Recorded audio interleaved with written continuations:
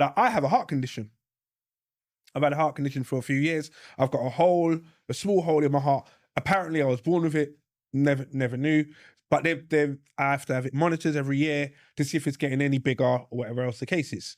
And thankfully it's not, so that's great. But it lives in that dark room in the back of my brain. And it's silly. So something like, and this happened to Buddy today, but I'll give an example. I'd go to my car, bring my stuff and go home, get inside, realize I've left my AirPods in the car. So I say to myself, I'm just gonna run there, grab the AirPods, run back. I haven't even put a coat on.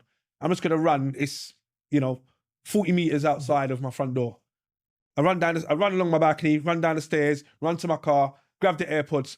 On the way back now, I thought, hey, I don't know if this is the hole in my heart saying, what's going on? Do you get what I mean? Then I stop running because I'm like, I don't actually know what this feeling is.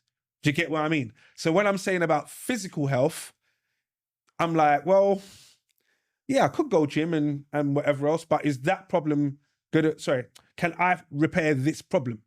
Do you get what I mean? Mm-hmm. Have I had it all the time? Or am I just getting old? And these are old man twinges and pains. So I'm just trying to paint a different angle because one of my friends, she's going through a few issues now. She had cancer, she's beat it because some cancer cells came back. That's been removed. And now she was called in by the doctors to do an emergency screening. Now, she just makes a joke out of it, consistently.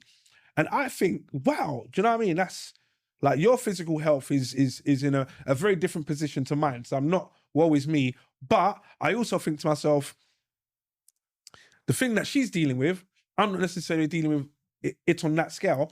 And there are many other people that are dealing with things like food allergies and, do you know what I mean? The things that are not directly apparent. Do you get what I mean? Or I've got a stigma in my left eye and I now need to wear glasses and whatever. I'm losing my hairline, so I'm going Turkey. Do you get what I'm saying? There's all of these different physical parts. Do you get what I mean? So that's one thing.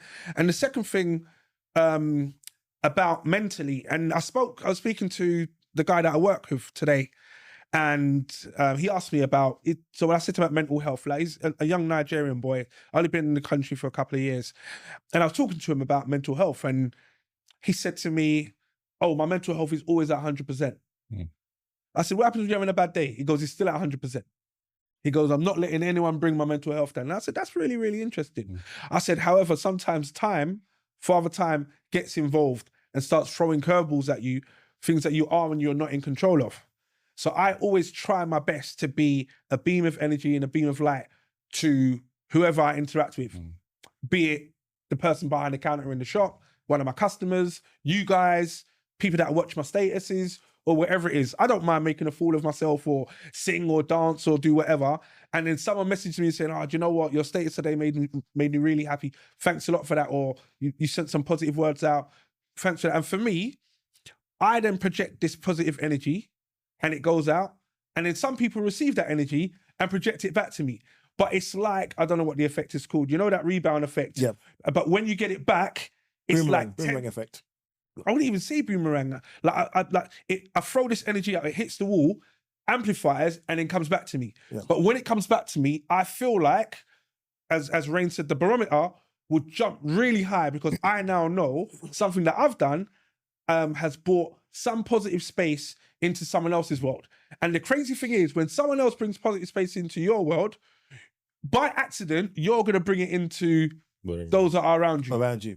Yeah. So, you said something there, right, about you putting out the energy, but sometimes is it not clouding some of the you're putting a mask on, basically of hiding your pain and not showing the fact that you're actually, you might be smiling and joking with everybody else, but right now deep down inside you're hurting. The crying clown, basically. Yeah.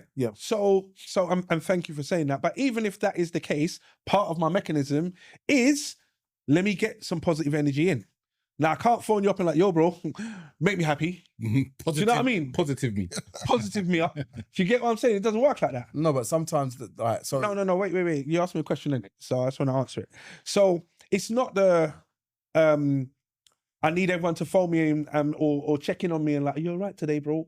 Like, how are you? I don't necessarily need that. That doesn't fill my cup. Yeah. Do you get what I'm saying? So the mental health cup, the barometer, it doesn't fill it up.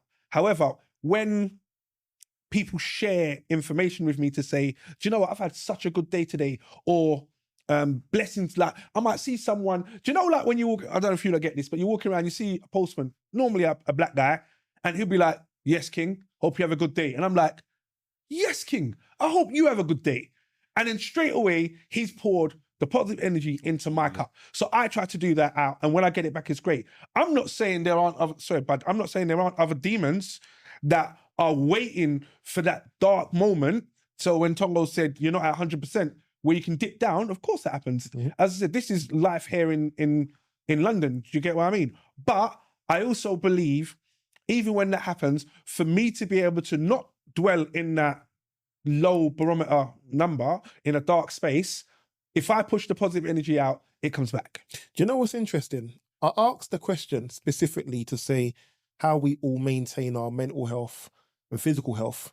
Not one answer said anything about going to the doctors.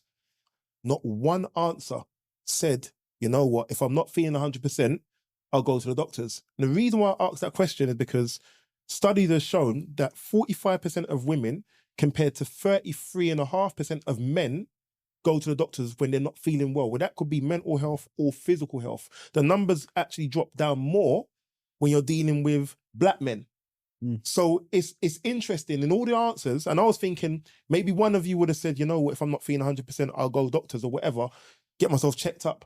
But you touched on something as well, Citrus, where you was talking about, funny enough, you was talking about like gum disease and stuff. But things like regular checkups, men, and I'll say, I don't want to make it be a matter of ethnicity, but men generally don't really follow up with checkups. Like we're all over the age of 40 here. How many of us have had our, as you should do at 40 or 45, whatever the age may be, how many have had our prostates checked regularly to ensure we don't have, especially considering the background we all come from? That's something that's quite prevalent in our communities. But it's just interesting. It was just interesting answering all of that. Not one of us said, you know what? Because there's a few podcasts ago, right? And we sat there and we said, what's up? If you're sick, what's the first thing you do? And everybody near enough in the room said, I call my mum. And it's the first thing we do. And to be honest with you, it's probably still the same. And now our parents are probably all the same. So they're not telling us to go to the doctors. Do you know? When you was a child, sorry, Citrus, go on. So that's a really good point Buddy made. However, I'm proud to say, when you asked me the question about my mental health, and I said 70, I think I said, and I know that's not me. I know that there are, like me normally, if on a bad day I'm 90, do you get what I mean? But I recognize that I'm not sleeping properly. Like things are bothering me. Like when you know, I don't know if any of you lot have this ADHD brain, sometimes you just space out. And when I'm spacing out, there are intrusive thoughts coming in. Like, this isn't right. So I signed up with a therapist. I had my first session last Tuesday. And it was weird. Do you know, shout goes out to Andy anyway. I'm going to send him the link. It was really weird. And we just had a conversation. It felt like I was talking to one of you guys. But this guy just knows nothing about me. Do you get what I mean? And when you say things like, would you go to the doctors? I recognize within myself that I'm not where I need to be. Like, I'm procrastinating over things. I'm not necessarily having the same drive that I normally have. I'm normally let's go. And when I'm not feeling like that, I'm like, I need to do something about it. And then that's what I've done. So that's the step that I've taken to say, well, I'm recognizing that I booked 6 sessions. So I said, I've recognized that this isn't quite right. Let me just have a conversation with someone impartial, get their professional views, and then take a point from there. I'll tell you what's weird. When I was a child, going to the doctors in my household was actually quite a regular thing. If you caught a cold, we're going to go to the doctors. That's straight. If you're serious, it was, and I don't know if it, because my dad at the time, he had epilepsy. So he would regularly, it was a regular going to the doctors. So I know my doctors, I've had the same doctors practice since I was born. But I know that since I got to probably my mid-20s, that's completely like tailed off. So I don't do regular checkups like I should do, especially when you get to a certain age. You're meant to have regular checkups, not just for the common things, but for the uncommon things.